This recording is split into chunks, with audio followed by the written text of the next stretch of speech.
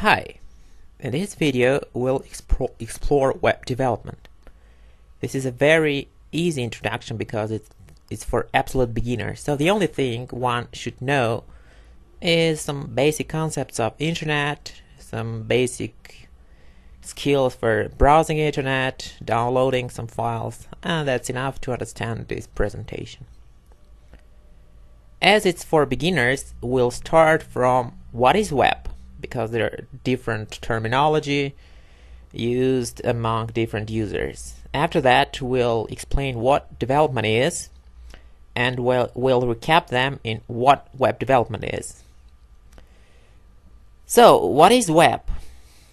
Intuitively, some people may have different ideas, and we'll give a definition that may be proper for this presentation, maybe not proper for others, but it's better to understand it because we'll use it throughout the presentation. So we'll define web throughout this presentation as a worldwide collection of documents and their data stored on the internet. What does it mean worldwide? First of all, it means that it's present everywhere. It doesn't matter where you are, at what point on our planet you have access to this web. What do we mean by documents and their data? Actually, it means some information, text, some images, maybe videos, but text as information is the important thing here. What is internet? Internet is the network of computers, devices, and tools connecting them. So, as you may see, web is about information, internet is about physical devices. It's about computers, mobile phones, some iPads, and other things used to store and to display information. So web is logical, internet is physical. So web is something that exists as information, and internet is something that you can see, that you can watch as a hardware, as computers, as devices. Web is something that you see, that you may know, and that's why it's more flexible. It's more ready for developers of information, of content, of images, of videos, and for news. Sometimes web is called internet, which adds some confusion. That's why we have disambiguated it in this presentation. So sometimes people say, let's go browse the internet. Actually, what they mean that they want to go and to browse the web. Internet is what stores the web. We'll give more detailed view of this distinction on the next slide. So web and internet. Let's have a look what internet is. We define internet as a set of computers. We can see the computers here and some devices. So they are not isolated, they have to be connected. There are very different types of connections between different computers. So you can see that there may be cables, fiber optic cables, wireless connections, different types of wireless connections, satellite connection, Wi-Fi, mobile network. So actually, internet is what connects these devices.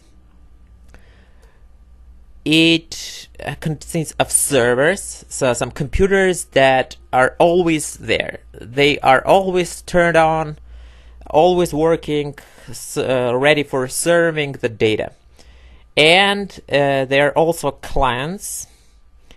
So these are the devices that are sometimes turned off, that connect to internet, disconnect from the internet, and are mostly used not for serving information but for downloading and displaying information to some human sitting next to them. And all together they are called hosts. So servers are hosts, clients are hosts, all together they are called hosts. This term is used to refer to any device connected to the internet. So that's why sometimes you may see some warning, no connection to the host, not server but host. Okay, so this is actually what internet is. Now let's see how web is connected, related to this internet. We told that web is something that is located on the internet. It is hosted by internet. So these are the documents, some documents spread over different servers. You may see that documents are not actually stored on clients, on temporary devices. Documents are stored on servers, always ready to serve, to be provided to anyone who needs them. But documents only are not interesting. They also need some data, images, binary data, presentations, whatever, videos, and they are also stored on those servers. What's interesting about the web is not that the data by itself is not that interesting. The ability to locate the data that you actually need, the document that you need, the document that is somehow related to the document you are currently using. This is what makes web so powerful and what makes it actually a web. So that's why there is a notion of reference. So anything, any document can refer to any other document, to some data that it needs to be displayed correctly, or just to point to it that you can download for your own usage.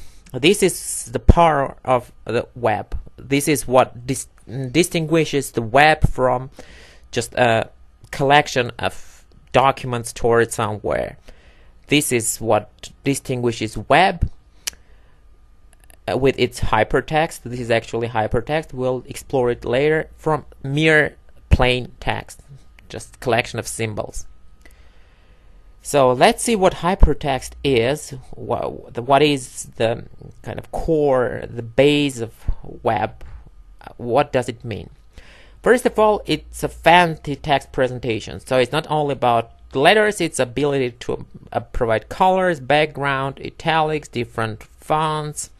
This is the presentation of the text. It's actually useful for reading and for highlighting some pieces of the information on the web.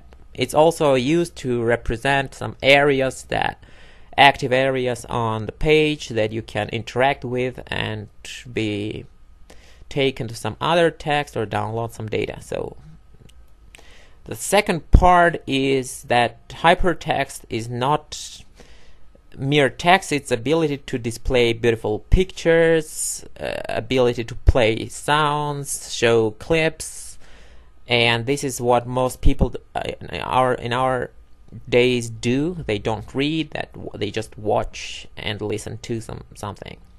And the third part, the most important I would say, is the ability to refer to anything, to other hypertext documents, to images, to data via so-called URLs. We'll explore them in more details later. So ability to refer to other text or to any other piece of information on the web is important. I would say the most important part of the hypertext. And finally, hypertext is an ability. There is an ability in hypertext to be tackled by some programming languages, scripts that may play with parts of this hypertext, respond to user input, modify it, download something, insert. So dynamic behavior in our days makes hypertext indistinguishable from an application. So this is what actually makes internet so popular nowadays.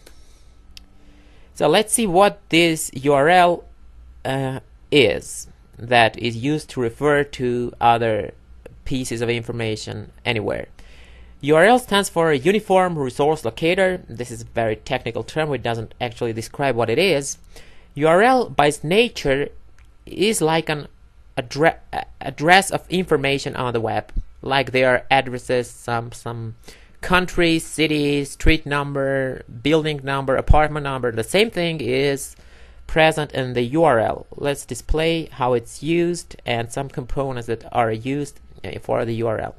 So let's say that we have a hypertext document that refers to an image by a URL like this.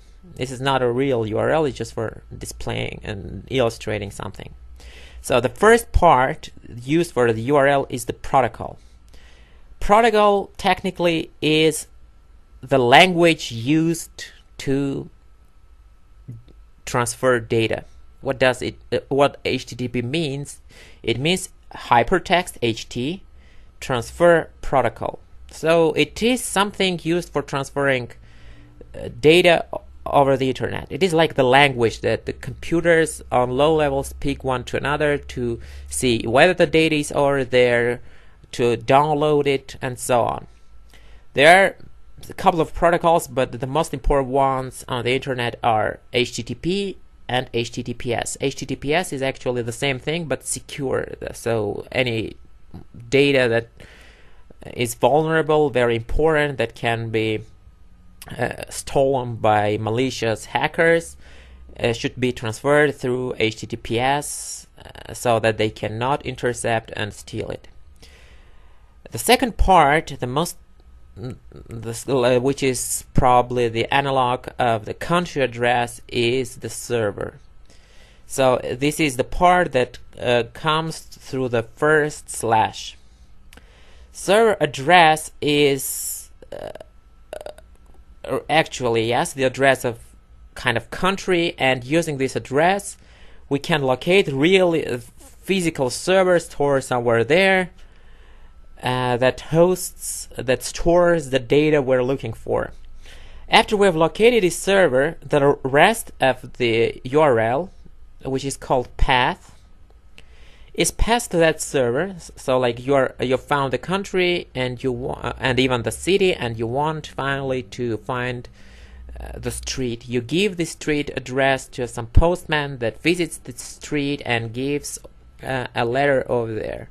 So this path is passed to the server, and server starts looking for the file. In this example, it may be, and most probably that most often it works like that. It means that there is a folder named static, which contains another folder named image, which contains the file cat. So as this exists, the server responds with success. It returns the image back, which is transferred to the client and rendered in the document, displayed in the document. So this is actually what URL is for. You find the server, you ask for the path, which comes after the server component in the resource locator, and if it is there, the server returns that data back to you. So what is development? Development, we've come to the second part of our presentation. So development in different areas may be different, but in general it has some common steps, which are collection of requirements before you do something. So development is production of something new that didn't exist before, that required by someone. So before doing something, you have to understand what this someone's client needs. So collection of requirements is an important thing, an important step of doing something. You have to understand what you have to do. After you have understood what you have to do, you have to realize. So this is the realization, implementation phase of the development. Normally when you do something, you don't do it in its final version. You play in your playground, in your sandbox. You don't put it in its final place. Like you try some approach, another approach, some may work, some may not. So that's why you cannot spoil the production with your attempts, with your tests. So once you have finished your realization, when it's ready, you deploy it to production so that it can work finally. And a very important step in real development process is that nothing is final in our world. If you have development something useful and usable, if someone is there to use it, he or she may always come up with some new requirements. Something may have been forgotten when the requirements were stated. You may have some bugs. So after you have finished something, you have to be ready to support it, to maintain it, add some new features, fix something, change something. And this step is technically continuous and endless. You produce something and you stay with it forever, just maintaining it. So let's display how it works. So let's say there's a client, some person that needs something to do, and there is a developer, the person that has to implement, realize it. So what we have here a set of requirements coming from the client to the developer. There is a very important thing in real world about the requirement specification. What is different from such a simple arrow, such as client told you what he wants? The problem is that most probably the client does not want what he wants exactly, or even approximately doesn't know what he or she wants. Clients have some basic ideas. They may somehow imagine what they need, but they cannot state technically what they need. That's why it is really important that the developer helps them to state, to formalize their desires. And this is where something real that you have done before is really helpful, which is called portfolio.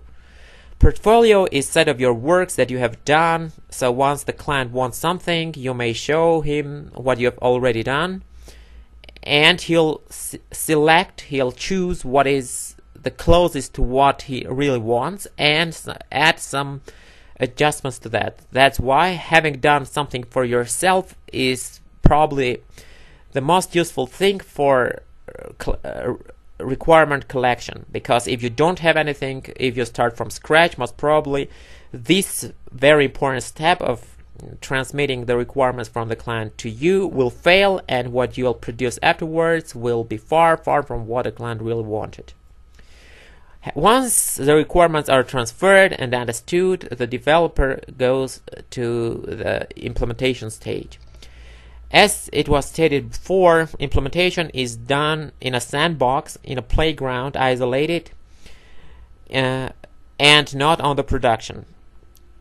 If you are doing something from scratch, it may be done in the production as well, because you're not spoiling anything, but there's also the such thing as the speed. When you are working with the remote server, every single small change that you do to your design, to the product you are writing, may be too slow to deploy to some remote server. That's why an emulation of web is created on a single computer, so such as an emulation of server. What is emulation? It is kind of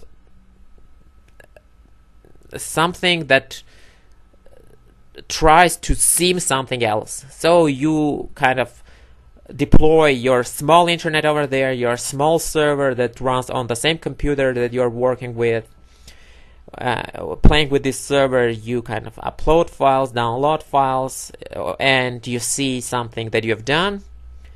And working on this, you can try many different approaches, different things, different designs, different images, find what's okay for you, and only after that deploy it to the production. So when you deploy to the production, it becomes available for everyone to see, and particularly it is available for your client that has to verify what you've done. So once you have deployed to the production, the developer tests himself as well. So only when something works in production, it is considered to work in real world. So now that we have some understanding of what is web and what is development, let's recap them and see what web development is. There are actually two major areas in web development. Front-end development, so this is something that is done for browsers on that side. And it includes kind of writing HTML, CSS, which includes the data that you are really showing to the client. The data is the HTML, the structure, physical structure, along with the text, and CSS is their look and feel, how they look, the colors, maybe some layouting. So this part is about structure of your documents. It may include front-end development, some JavaScript, the scripting for making your documents more dynamic, verifying client's data when client inputs something, sending this data back, reloading parts of the document, and many advanced things that modern JavaScript scripting is able to do. And it also may assume some graphic design, because images are a very important part of information, and icons, things like this, oftentimes substitute a million words, and also save space on mobile devices where writing the whole words is not an option. The second part is the backend development. Backend development is actually a development of code that runs on the servers, and it may produce HTML by itself as a program. It may produce some data used by client side front-end JavaScript scripts that they retrieve from servers and use for rendering, for displaying HTML on client side. Backend, as it is backend, it is where the information comes from. This backend development assumes some knowledge of working with databases, the programs that are used to store huge amounts of data, gigabytes, terabytes of data, and ability to look for data, store data in a very efficient way. So backend development includes database design, schemas, and things like this. It assumes the logic of working with database, checking for security, doing some computing with the data that it is stored in databases, or just some useful algorithm like you upload your document, this document is processed, text is extracted. This also includes included in the backend development.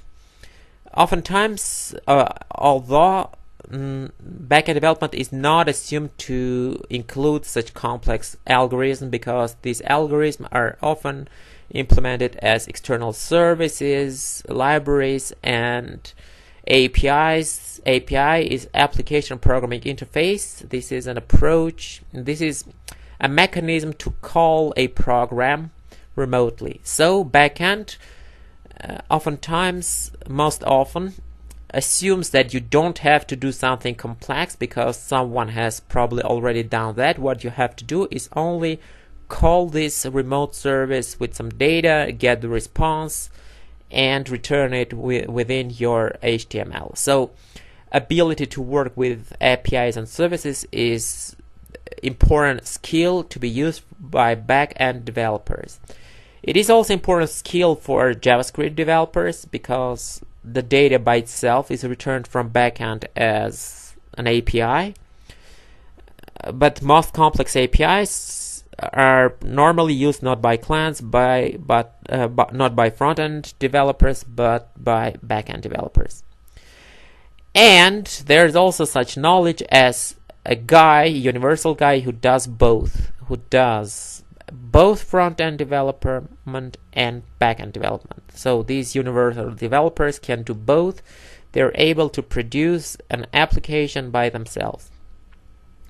So let's display this in more details, how it works, how back-end and front-end collaborate to produce some interesting data. As we stated, there are two sides, client side and server side. So front end is what runs on your device, on your computer, that runs a browser, and backend is a server that hosts some program, so-called web application. So client runs a browser and backend runs a web application. Sometimes web application is not there. It is a simple web server. What is web server? Web server is a web application, but that does not contain any complex logic. What it contains is only, I have some files and folders, just give me the path, I'll return you with this file without doing anything interesting. If there's any interesting program to be run, in this case, this web application only is called web application. So let's assume that our client wants to get some data from the server. what it does a request, a URL that we have displayed before in the slide before, and this application actually works. Well, let's repeat it. When request arrives, application works and returns an HTML back as a result of its computation. This HTML is physically downloaded to the client and used to render the basic scheme, the outlook of the page.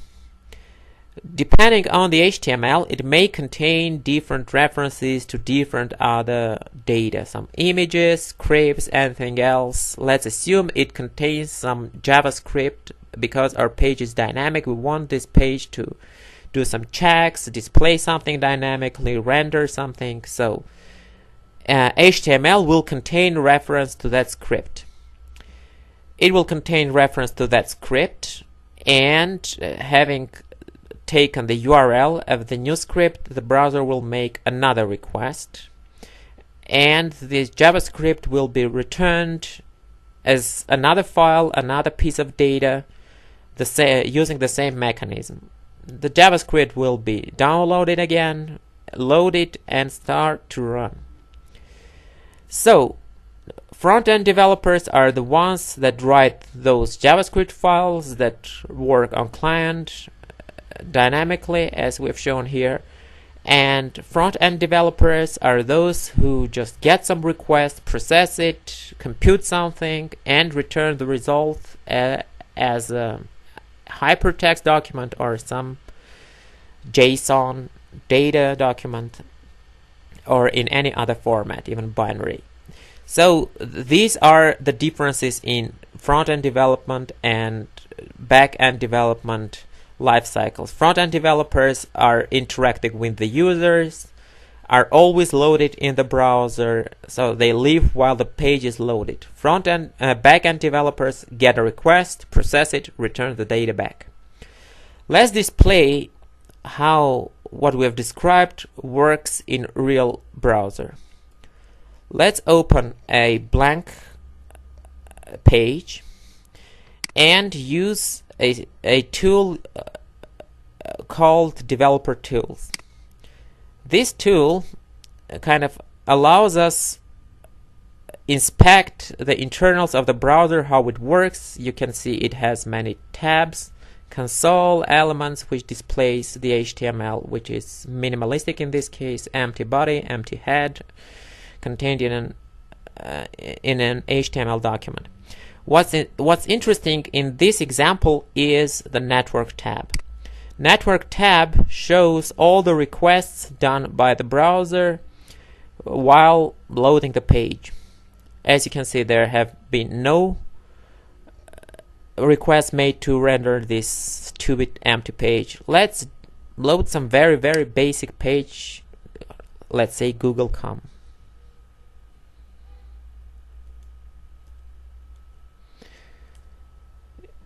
This page is really minimalistic. You can see that there are just 2 buttons, an input field, and 2 images, one can say. Now let's see how many requests the browser has done. It has done a request. You can see we have got a status 307, not important. When everything is okay, 200 code is returned. So in this case, we can see the response. This is the HTML returned from the very first request. There are many JavaScript injected pieces. This is an HTML we cannot actually read as humans, that browsers are okay with. But what's interesting is, in this case, is the fact that the image has been downloaded. Let's see the image that has been downloaded to display this Google image. You can see the type of file that has been returned, PNG.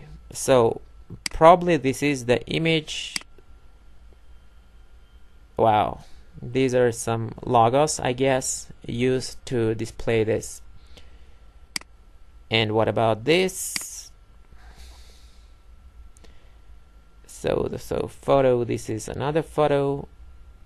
There are small previews over here. Google a color, probably this one.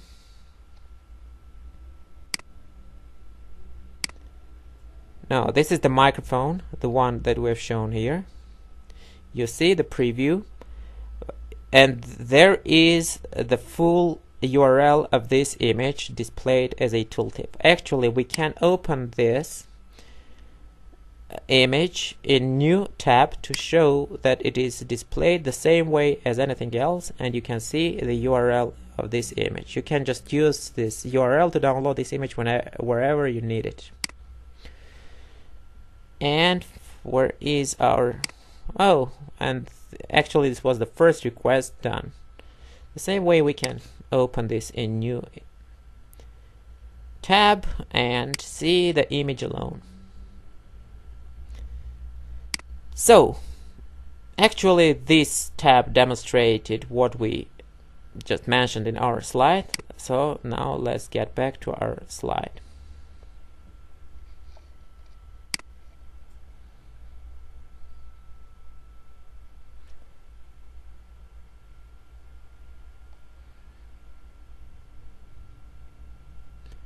Something is not working.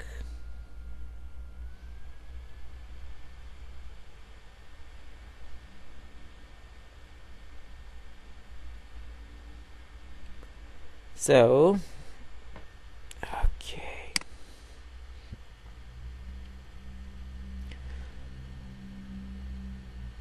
Okay, so we have displayed this.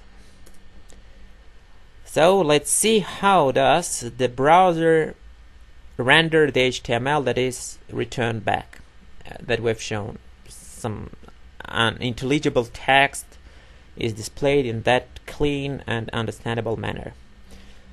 Let's assume we have this HTML, hypertext markup language, by the way.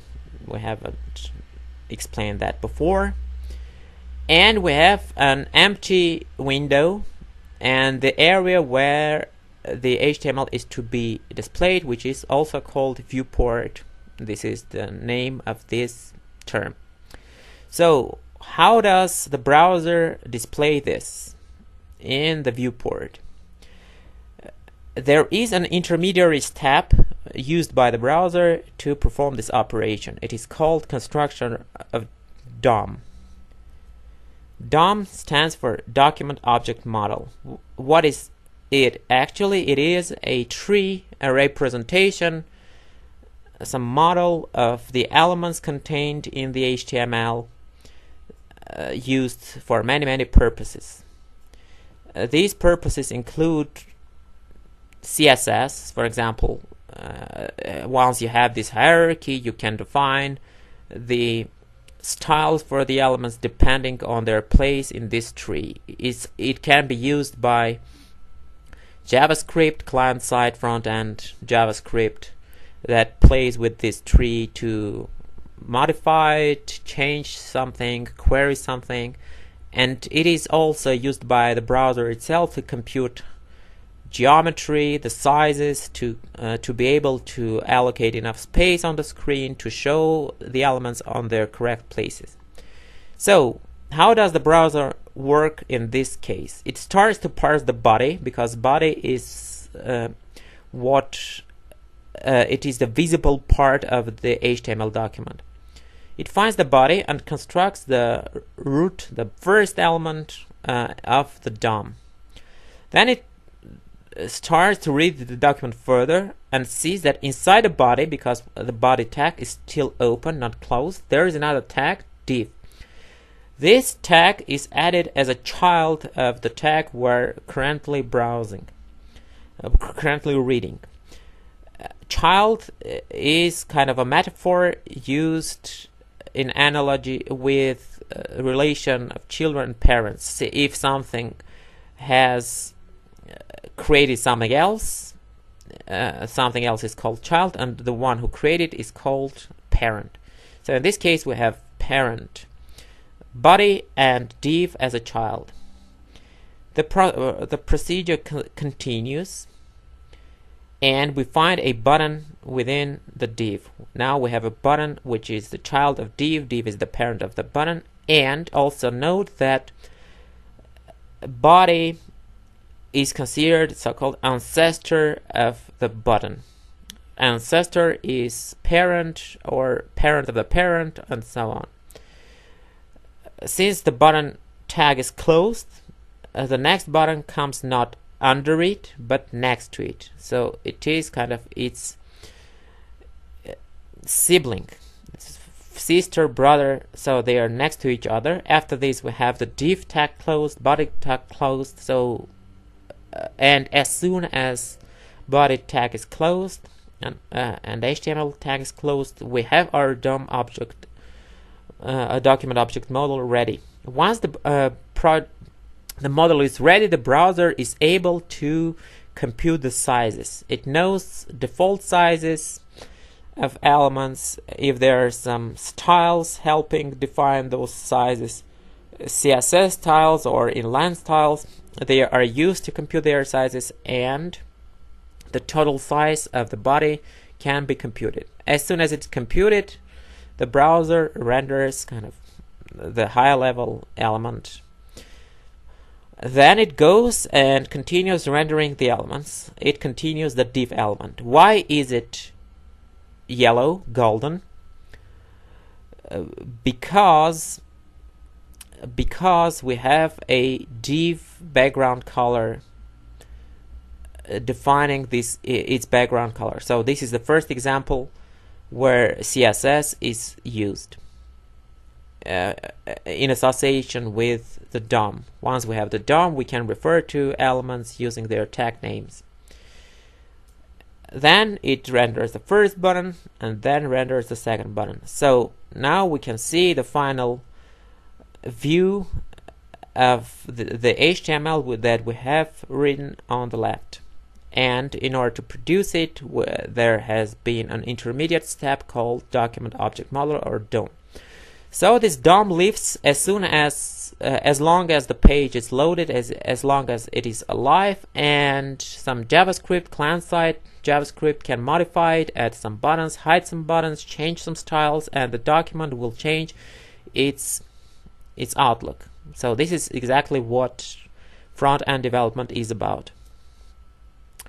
So concluding, we have finished some high-level overview of what web development is, what web is. Web is a logical collection of hypertext documents and their data. As they are hypertext, they can refer to one another. To render hypertext, the text has to be transferred from the backend to the client and displayed, and we have displayed how it is displayed. In order to connect one hypertext logically to another, URLs are used as the addresses of data on the web. Web developers are people involved in producing hypertext, either by writing by hand, writing some HTML, static HTML files, or by writing programs that produce those hypertext, depending on requests, depending on some other data, or by the requirements of the web application. And internet is where this web actually lives, where web developers are deploying their products, and this is the production side, the production for the web.